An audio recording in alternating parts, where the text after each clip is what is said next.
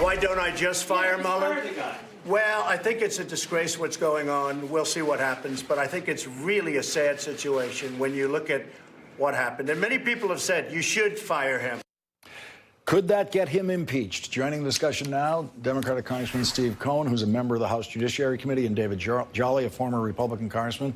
David Jolly was served from Florida. David Jolly, I want to start with you on the Republican side of this. You just heard that theory from Eric Erickson's blog, and an anonymous Republican House member saying that it is possible, once the Republicans are past their primaries this year, that if Trump were to fire Mueller, that they could, on the Judiciary Committee, begin considering impeachment. Does that sound too far-fetched to you? It does. I don't have that much faith in the Republicans to do what's right. I do think the drumbeat of impeachment grew a little louder this week, both when it comes to Donald Trump's attacks on the justice system, as well as some of these very irascible national security moves that he has flirted with.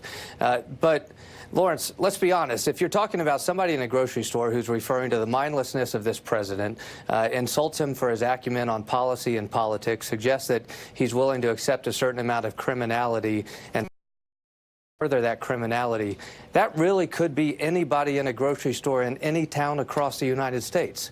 In this case, it just happened to be one of 435 members of Congress entrusted to protect the Republic. But we also can't overlook that this is somebody that did this on background, unwilling to go forward with his own identity or her own identity. And that is the reality of today's Republican Party. They are frustrated with Donald Trump. It is a miserable time to be a Republican on Capitol Hill, but they are unwilling to confront him. And I don't think that changes after the primary, despite what Eric Erickson reported.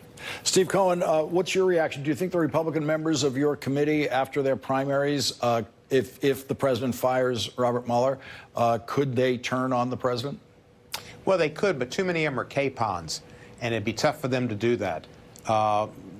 Several of them have told me, just like it was just said, that they personally don't like Trump. They find him not to be a good human being, and they don't like their dealings with him personally, and they really resent him. And I've had several members tell me that over and over for the last couple of years.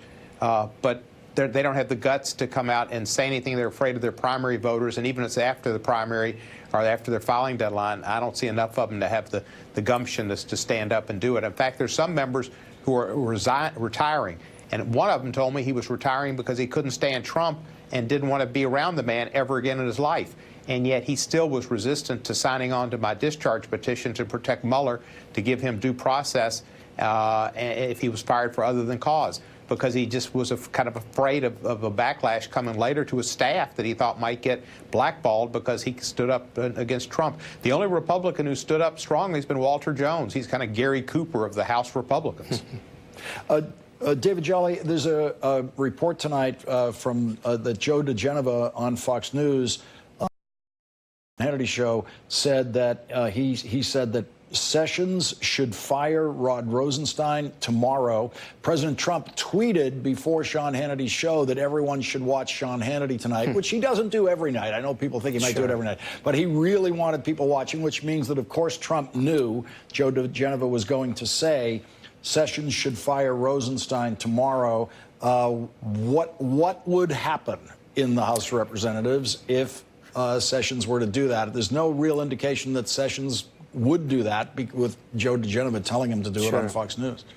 Sure. Look, I think this is a president that many Americans tonight believe is corrupt in his own dealings, and there is a Republican Party that continues to protect and insulate him. We have heard voices within the Republican Party speak about confronting the president should he move to have Mueller fired. I'm not fully confident that that would happen among Republicans today, but Lawrence, let's look at what happened with this raid of Cohen's office, because I think something very important happened this week that we're not really paying attention to, and it's this.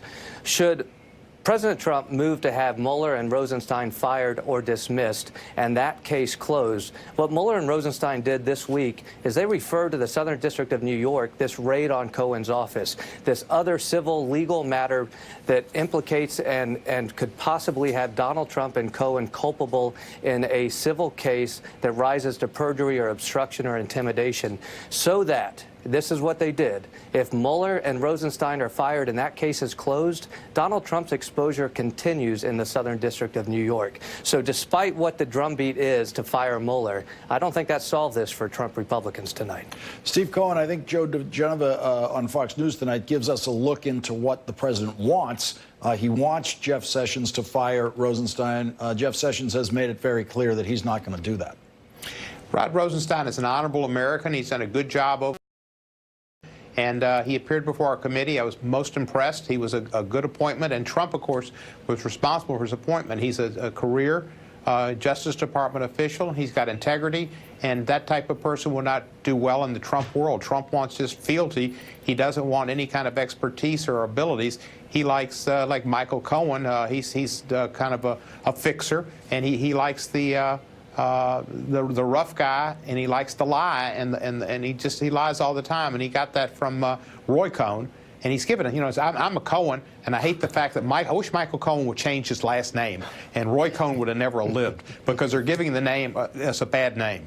But Roy Cohen was one of the worst people in the world, and Donald Trump loved him and emulated him and held him up as a mentor, which says something about Donald Trump, who is trying to be beyond Roy Cohen as the worst person in the world. The Honorable Steve Cohen, gentleman from Tennessee, and David Jolly, thank you both for joining us tonight. Really appreciate it. You're welcome, Lawrence. Thank you.